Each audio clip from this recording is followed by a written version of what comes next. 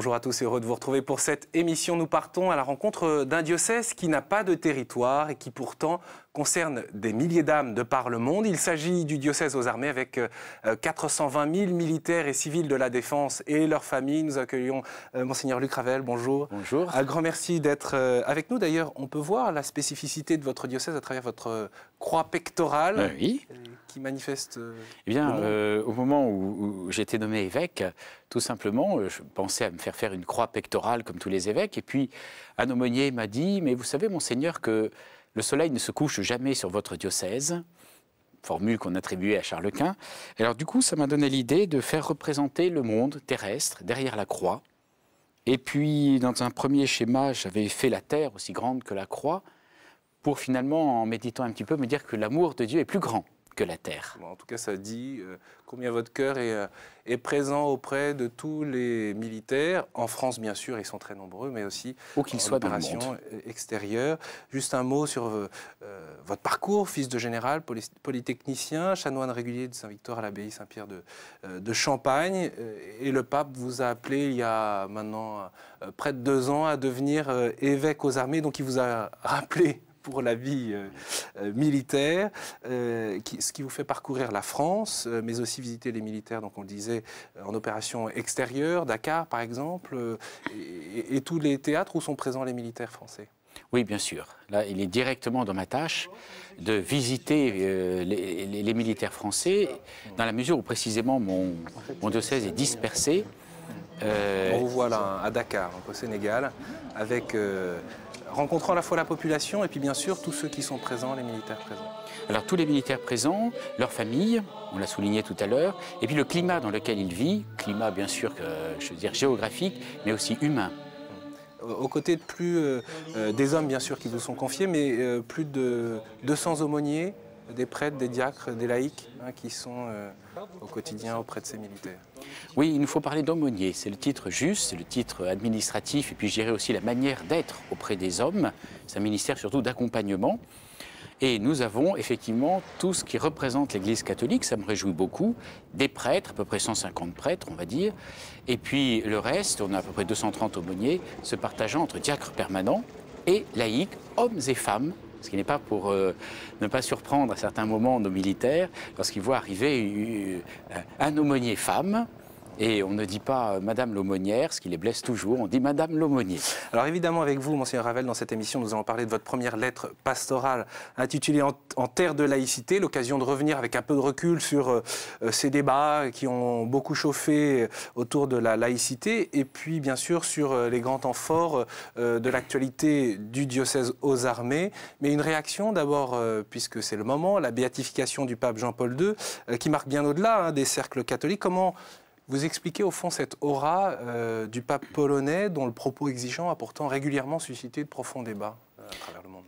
Oui, c'est paradoxal, c'est-à-dire que c'est un homme qui a été très critiqué de son vivant, entre autres pour ses prises d'opposition concernant l'éthique, la morale, la vie humaine en particulier. Nous savons combien il a été contesté sur ce thème. Et après sa mort, eh bien, tous ces débats qui sont au fond des débats purement idéologiques disparaissent, fondent devant la personnalité, la sainteté d'un homme. Et je m'en réjouis d'autant plus que grâce à cette sainteté, je dirais, une nouvelle publicité va être faite sur son message. La béatification, ça change quoi, finalement? Alors, une béatification, finalement, ne change rien pour la personne, puisqu'on estime qu'on ne fait que reconnaître qu'elle est au ciel. C'est le Père qui sanctifie.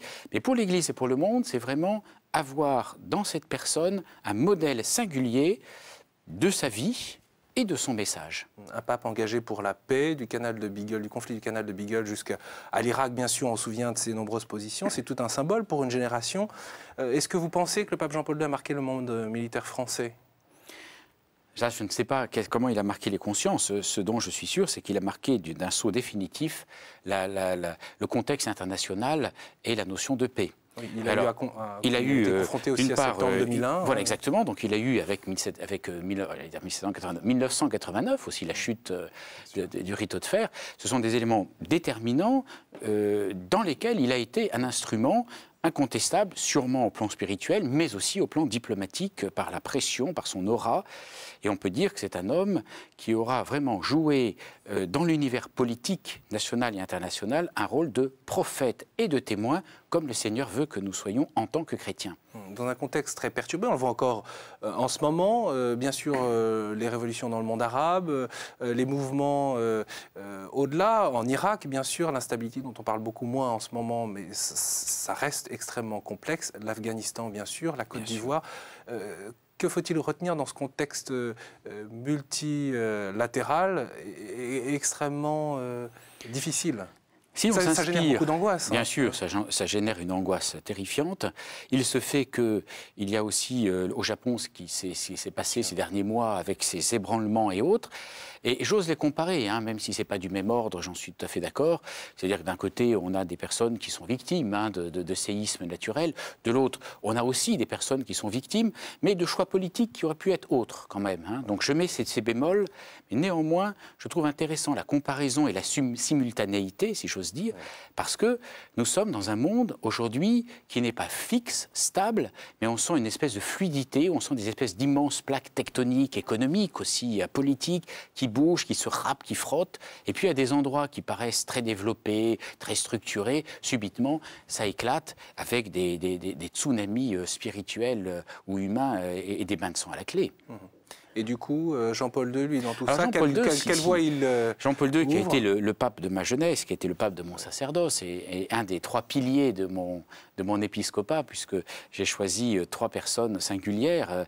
Le premier, d'abord, c'est le premier bienheureux Saint-Cyrien, le bienheureux Charles de Foucauld, donc un militaire, grand militaire devant l'Éternel et grand saint. Et puis la Sainte Thérèse de l'Enfant Jésus, pour des raisons que je pourrais expliquer par ailleurs. Et puis celui que j'ose appeler maintenant le bienheureux Jean-Paul II. Et ce qui est très intéressant, c'est que Jean-Paul II conjugue une vision nationale sans être nationaliste, très forte, il sait ce que c'est que la nation, et en même temps, une vision internationale extrêmement positive, hein. Donc il n'a pas été le premier, puisqu'il a suivi Paul VI, mais il a intervenu de façon brillantissime à l'ONU, hein, bien sûr, à l'UNESCO, dans différentes instances. Et donc il a un message que je trouve très intéressant, parce que dans un climat du monde où tout bouge, il nous faut quelques repères fixes, et nous avons une prédication de la paix qui ne doit pas être une réduction de toutes les nations au même ordre, tout le monde pareil, sous une même bannière et autres, pas du tout. Donc lui qui est polonais, il sait ce que c'est que la nation polonaise, que c'est la culture polonaise. Bien sûr, c'est une richesse. On retrouve d'ailleurs, vous reprenez ce discours du pape Jean-Paul II en 1995 à l'ONU dans votre lettre pastorale. Et d'ailleurs, j'aimerais y venir. Le thème, c'est la laïcité. Et Monseigneur Ravel, je vous propose une plongée dans la réalité de votre diocèse et sous cet angle-là, à travers un reportage d'Antoine van der Straten, c'est dans un centre d'entraînement à Sissonne, dans l'Aisne. They've been investing since 11:30 this morning. I've got a sniper. Quick, boys, you need to get in there! Nous sommes au maximum de l'intensité des combats. Depuis plusieurs heures, ces soldats britanniques tentent de prendre le contrôle du centre-ville. Après avoir été pris à revers, ils doivent maintenant faire face aux tirs de chars. Le conflit auquel nous assistons aujourd'hui n'est qu'un exercice. Nous nous trouvons dans le camp d'entraînement militaire de Sissonne. Cette ville de 10 000 habitants a été construite dans le seul but d'entraîner les soldats. Un endroit unique en Europe. Tout s'y passe comme dans les conditions réelles. Et à l'exercice, comme sur le terrain, l'aumônier est présent dans la zone de combat. Aujourd'hui, c'est depuis le char que le père Fournier assiste à l'exercice. Les aumôniers militaires fonctionnent de la même manière que les curés dans leur propre paroisse, c'est-à-dire que chacun a son génie propre pour transmettre le message du Christ, recevoir les gens, préparer les sacrements. Et puis, il y a aussi cette présence aux soldats qui nécessite d'être avec eux pendant les manœuvres et là, dans les exercices, dans les centres d'entraînement. Plus de 10 000 soldats passent par le camp chaque année. En participant aux exercices, le père Fournier a déjà rencontré la quasi-totalité de l'armée de terre française. Et t'as crié « Vive Jeanne d'Arc », non? Non, j'ai pas eu le temps là. Ah oui, c'est les Anglais, faut se défendre. Hein. Une relation de confiance indispensable pour lui permettre de mener au mieux son ministère dans les zones de conflit. Ces dernières années, le père a accompagné les soldats dans de nombreux pays, tels que le Kosovo ou l'Afghanistan. Les aumôniers militaires, vous avez eu l'occasion de discuter avec l'aumônier Fournier, sont communément appelés padrés. Et je crois que ce terme de padré dépasse le niveau religieux. Et dans les armées, la présence des aumôniers militaires, elle a évidemment une raison cultuelle d'être, mais au-delà de ça, leur position en hiérarchie et leur capacité à établir la liaison avec tous les soldats font qu'ils sont unanimement appréciés. Les débats sur la laïcité ont été particulièrement soutenus ces dernières semaines, et la présence d'un responsable du culte dans l'institution publique qu'est l'armée pourrait être remise en question. Un constat que ne partage pas le colonel Legrand, responsable du camp de Sissonne. La laïcité, ça veut dire que chacun peut pratiquer sa foi.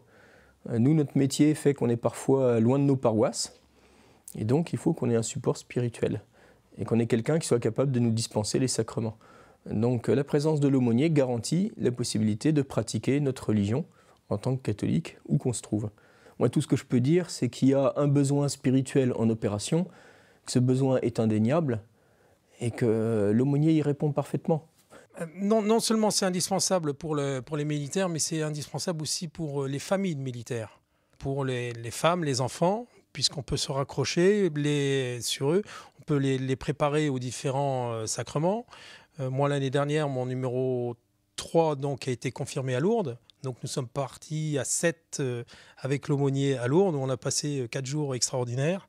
Ça nous a tellement plu qu'on y retourne cette année, même s'il n'y a personne à confirmer. Le rôle de l'aumônier dépasse la seule pratique cultuelle pour s'élargir au soutien spirituel et moral apporté aux militaires sans exception.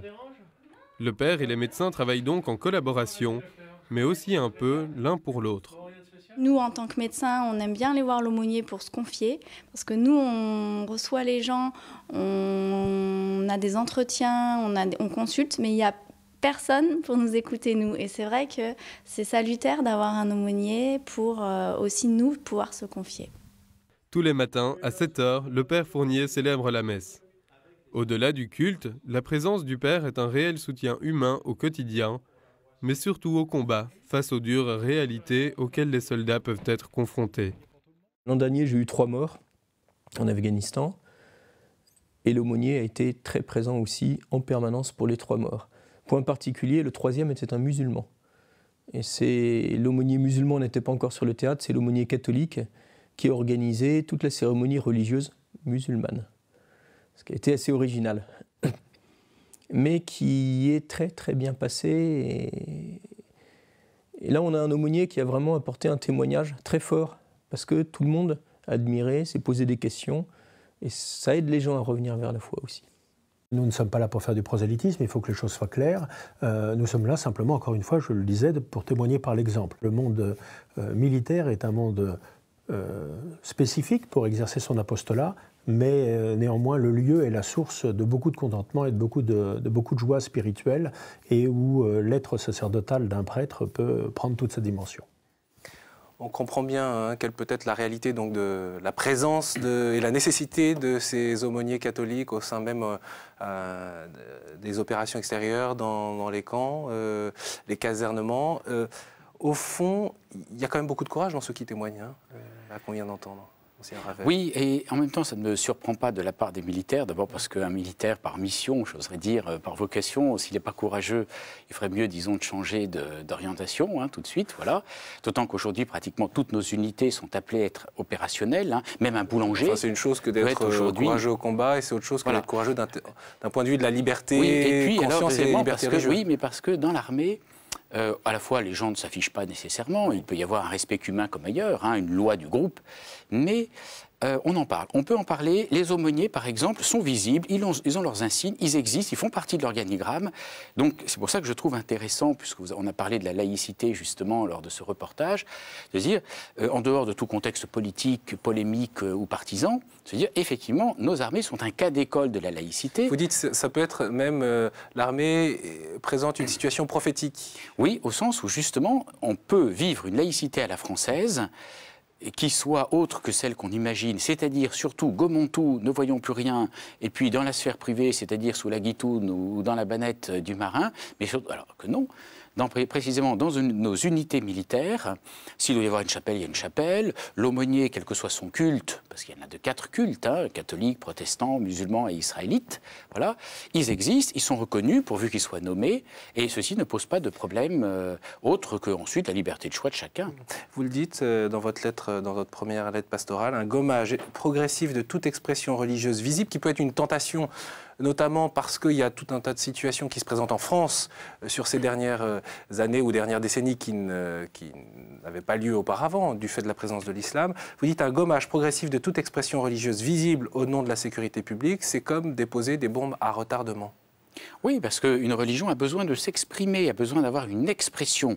Si cette expression, évidemment, viole les droits de l'homme, viole la Constitution et les lois de la République, c'est que, quelque part, il y a quelque chose à revoir sous la forme d'un dialogue et d'une purification réciproque, comme le dit le pape Benoît XVI. Mais sinon, la laïcité n'est pas le gommage, effectivement, où l'on... Mais là, il faut combattre, il faut lutter, il faut discuter, du coup, il faut débattre. Moi, je suis persuadé que lorsqu'on dit qu'il faut réouvrir un débat, j'ai envie de dire, écoutez, moi, ce que je vis depuis quelques années, simplement en tant que citoyen ou en tant que prêtre, c'est que le débat a peut-être été institutionnellement fermé, mais socialement et psychologiquement, dans l'esprit de nos contemporains français, il n'a pas du tout jamais été fermé. Il reste totalement ouvert. Et je pense qu'effectivement, débattre, c'est au sens le plus noble du terme. Ça ne veut pas dire « voilà ce qui est bien pour vous », dit l'État, ou « voilà ce qui est bien pour l'État », dit la religion. C'est essayons de trouver, non pas un terrain d'entente pour que ça n'explose pas plus tard. Il y a effectivement sinon des possibilités de bombes à retardement parce qu'on est insatisfait globalement si on ne peut pas chanter, si on ne peut pas manifester. Si on peut pas Donc il faut, par exemple, un lieu de culte. Donc ce qu'il faut, c'est d'arriver à chapelle, la laïcité, que l'État soit laïque, signifie l'État ne reconnaît aucun culte, mais autorise, soutient, supporte tous les cultes et autres religions qui sont évidemment compatibles avec ce que j'appelle le socle commun, c'est-à-dire une conception de la personne humaine et des droits qui vont avec. En même temps, ce qui vous insupporte, Monseigneur Ravel, si j'ai bien compris, c'est quand le politique commence à juger le religieux, notamment vous revenez sur ce débat sur la burqa que vous considériez tout simplement outrancier. Alors il faut comprendre, ou plutôt j'aimerais bien vous m'expliquer pourquoi. Oui, avant de parler de la burqa, je crois qu'il faut prendre quelques images qui valent ce qu'ils valent, mais enfin qui parlent. Soit on a une laïcité que j'appelle de gommage ou une laïcité plafond. C'est-à-dire que tout ce qui dépasse, on coupe. Et puis on rabaisse, on rabote, on rabote, on rabote. Soit au contraire, on a une laïcité sol, plancher. Et ensuite, sur le plancher, s'élève une table, s'élève une armoire avec des tailles, des formes différentes. Et c'est là où vous rappelez d'ailleurs qu'il faut changer ou faire évoluer la notion de la laïcité à la française, parfois trop napoléonienne et concordataire, et accepter que chacune des religions ait ses priorités, ses besoins, ses nécessités. Ses différences. Tout ce qu'on demande à l'État laïque, ce n'est pas de dire telle religion, vous êtes trop haute, vous êtes trop bleue, vous êtes trop grosse, vous êtes trop comme ça. On leur dit simplement, est-ce qu'un arbre peut être planté dans cette terre ? Et, si j'ose dire, le dialogue entre la religion et l'État, c'est le dialogue entre les racines et la terre. Et sur une même terre peut fleurir, moi qui viens de l'Ardèche, comme vous l'avez dit tout à l'heure, j'étais dans une abbaye, des cerisiers, des pêchers, des pommiers, etc. Donc très concrètement, que chacun puisse avoir des... Ensuite, quand on parle du voile, par exemple, avec une fixation aujourd'hui sur l'islam, avec raison, certaines personnes, même autorités politiques, ont rappelé que nous autres catholiques, il y a encore peu, nos femmes étaient voilées, même dans la rue ou en allant à l'église, et puis nos religieuses, parfois, ne voyaient pas du tout le voile, comme c'est encore le cas d'ailleurs pour un certain nombre de communautés parfaitement catholiques et reconnues. Donc, je crois qu'il y a peut-être des décalages de génération, on est plus choqués aujourd'hui, mais peut-être que certains signes nous feront rire dans 50 ans. Donc, je crois qu'il faut éviter de se crisper. C'est vrai qu'il y a des questions sécuritaires, mais la question sécuritaire ne doit pas être l'axe du dialogue entre une religion et l'État laïque. Et c'est vrai pour la société civile, c'est vrai dans le monde militaire, qui plus est, où il y a une loi de 1905 qui règle d'une manière très précise la présence des aumôniers au sein de l'armée. Dans ce contexte, je le disais tout à l'heure, vous parcourez votre diocèse qui n'a pas de territoire, c'est-à-dire au fond vous allez à la rencontre, que ce soit en Afghanistan quand c'est compliqué, souvent vous êtes allé célébrer à 2 reprises Noël en Afghanistan. Au fond de quoi les militaires catholiques ont besoin aujourd'hui pour vous ? Je crois d'abord qu'avant de parler des militaires catholiques, mais ils ont des besoins spécifiques, il faut parler des militaires en général, parce qu'un aumônier, c'est ce qu'il y a de merveilleux, je trouve, dans l'armée, il est d'un culte donné. par exemple, c'est un aumônier catholique, c'est un aumônier israélite. Et même son insigne, je n'ai pas apporté les miens, je ne me suis pas mis en tenue, je le ferai une autre fois, si vous voulez bien. C'est très clair, voilà, c'est un aumônier musulman, on le voit. Il n'y a pas d'ambiguïté. Même si ensuite, comme il est dit dans le reportage, de manière assez indifférenciée, tous les aumôniers, on les appelle padrés, ce qui peut être un peu drôle pour quand il s'agit d'un aumônier femme, etc. Peu importe.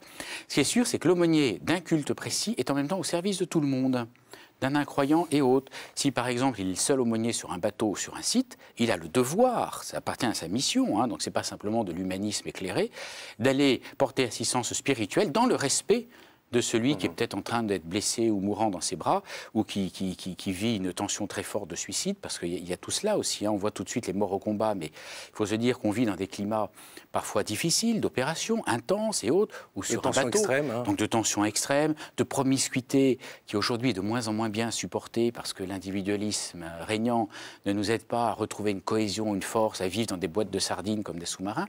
Donc dans ce contexte-là, il y a de l'humanité à mettre, de l'huile, beaucoup d'écoute personnelle.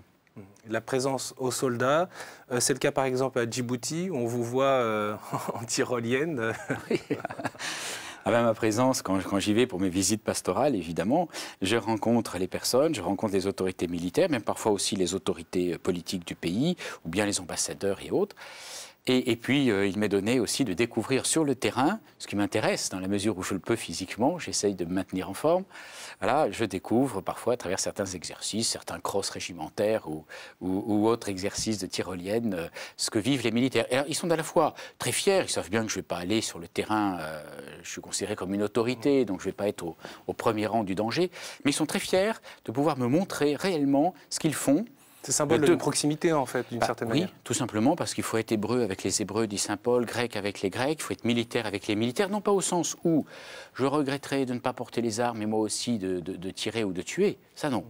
L'aumônier, me semble-t-il, j'en suis de plus en plus sûr, il doit être hors grade, donc une grande liberté avec l'amiral ou le caporal, avec tout le monde, et en même temps, il ne doit pas porter les armes, donc il est d'une certaine manière l'humanisme incarné. Il est un peu la conscience aussi. Il est un peu la conscience. Quand Pie XII avait dit, il faut humaniser la guerre, hein, ou humaniser les conflits. Vaste tâche quand même. Vaste tâche. Et bien sûr que l'aumônier n'est pas seul. On a vu tout à l'heure le médecin et autres. Il y a aussi des psychologues, etc. Mais je crois que de façon encore plus gratuite que même la blessure ou la guérison, il y a à travailler pour humaniser la guerre, et ça peut être des personnes qui viennent vous voir avec de véritables débats moraux, ou bien tout simplement parce qu'ils sont fatigués, ils sont usés, il y a quelque chose en eux qui cède.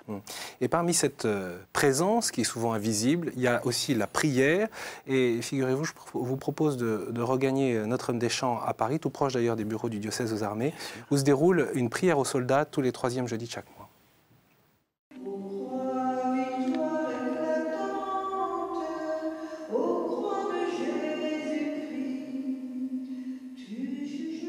Nous prions pour toute la communauté militaire, mais nous avons une intention particulière pour nos soldats engagés sur les différents théâtres d'opération, l'Afghanistan, le Liban. Et nous pensons aussi plus particulièrement à ceux qui répondent aux situations d'urgence, comme le détachement de la brigade de sapeurs-pompiers de Paris et de l'unité de secours civil dépêchée au Japon. Être militaire, c'est un choix personnel qui a une forte implication familiale. Donc nous prions aussi pour la famille de nos soldats.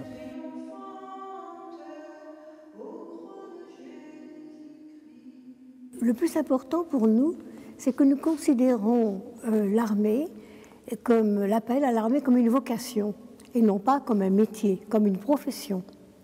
Et nous avons une certaine correspondance, car nous qui sommes appelés à la vie religieuse, c'est aussi une vocation, ce n'est pas une profession. De plus, nous avons été fondés surtout pour le soin des malades, pour approcher les gens qui souffrent. Je crois que c'est très proche aussi de nos soldats qui vont apporter la paix, qui vont essayer d'aider les populations, quelle que soit leur, je dirais, comme on dit, leur race et leur religion. Donc nous avons là des affinités assez particulières et qui sont très fortes sur le plan de la foi. Voilà, ce diocèse aux armées qui porte les armées françaises pour finalement qu'elles réalisent cette vocation de sentinelle de la paix, cette expression sentinelle de la paix, parce que la paix, cette expression de Jean-Paul II est magnifique, parce que la paix qui se fait aussi par les armes de fer, les canons, les avions, etc., commence d'abord et ne peut se faire qu'avec les armes que saint Paul appelle les armes de lumière, c'est-à-dire que ça commence dans le cœur. Et c'est là où nous avons, nous, aumôniers, à réveiller cette sentinelle intérieure et à dire la paix trouve ses racines ici et pas ailleurs. Au terme de cette émission, Monseigneur Ravel, il y a un grand temps fort pour le diocèse aux armées, c'est le pèlerinage militaire international du 19-21 mai. C'est une invitation large à toutes vos troupes, si je puis dire. À toutes les troupes et puis tous ceux qui ont un peu d'attachement ou d'affection pour nos militaires. Et je souhaiterais qu'il y en ait beaucoup. 14 000 pèlerins et une trentaine de nationalités présentes et parfois même des belligérants qui se retrouvent à prier côte à côte à la grotte. C'est en tout cas un très beau signe que l'on suit. Et puis on signale également cette invitation pour les plus jeunes à participer aux Journées mondiales de la jeunesse avec une marche de Lourdes vers l'Espagne cet été avec la fête de l'Assomption célébrée à Saint-Nicolas. Un grand merci, Monseigneur Ravel, d'avoir été avec nous. Merci. Je rappelle qu'on peut retrouver l'actualité du diocèse aux armées sur le site du diocèse et puis bien sûr cette émission sur notre site internet. À très bientôt, j'espère, dans cette émission de la vie des diocèses. Merci.